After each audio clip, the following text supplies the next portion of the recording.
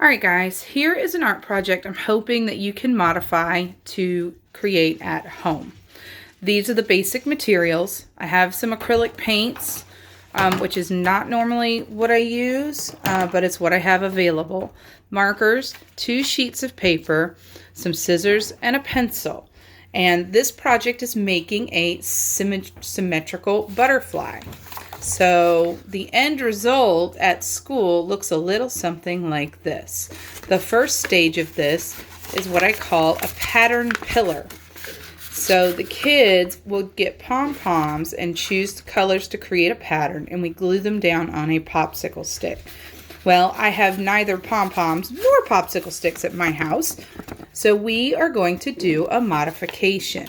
Now my camera lady, Haley, is going to try to do the camera here, and she'll video while I do the project. So keep watching. On my smaller paper, first of all, I want it to be, the pattern pillar part needs to be a little bit smaller than the actual butterfly.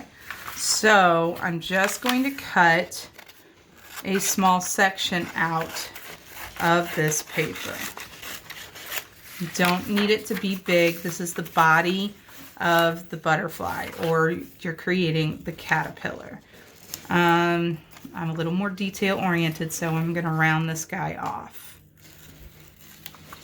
Well, not evenly apparently. Now I'm going to pick some pattern colors. I'll do green and purple, and I'll just mimic my pattern that I would have done on the pom-poms on the popsicle stick. And I usually tell the kids to do 6 pom-poms so that it's a legit pattern. Obviously, I just made my pom-poms too big, which is fine.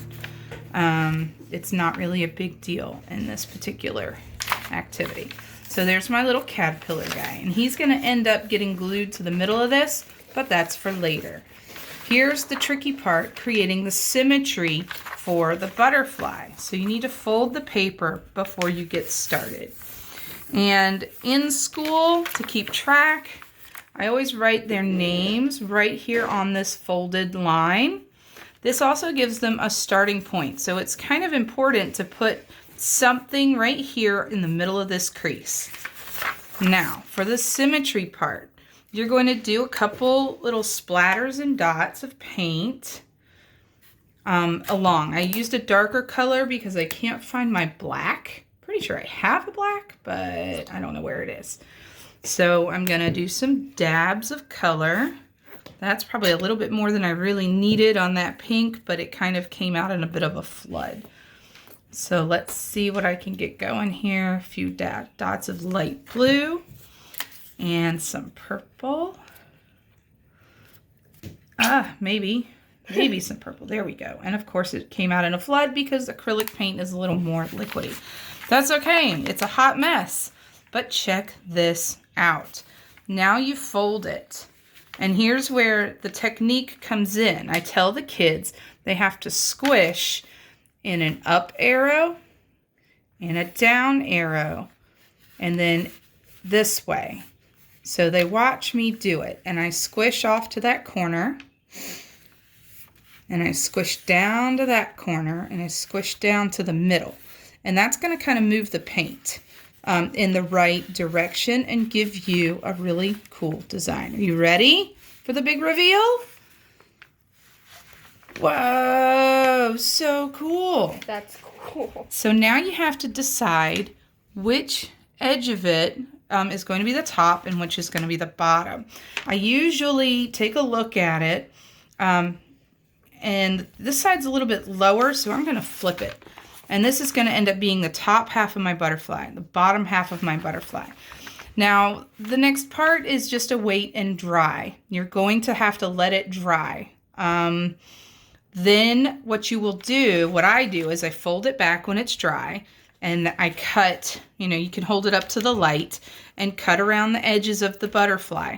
Then you can add the pattern pillar to the middle after it's dry. Miss Olivia is doing this too soon, but that's okay. Just wanted you to get an idea of how it works. So once you've folded it and cut it out after it's dry, you'll have a symmetry butterfly. I hope you guys enjoy this craft. If you have other materials that you can use to sort of recreate it, you know, do what you can with what you've got. All right, enjoy. Bye. Push stop.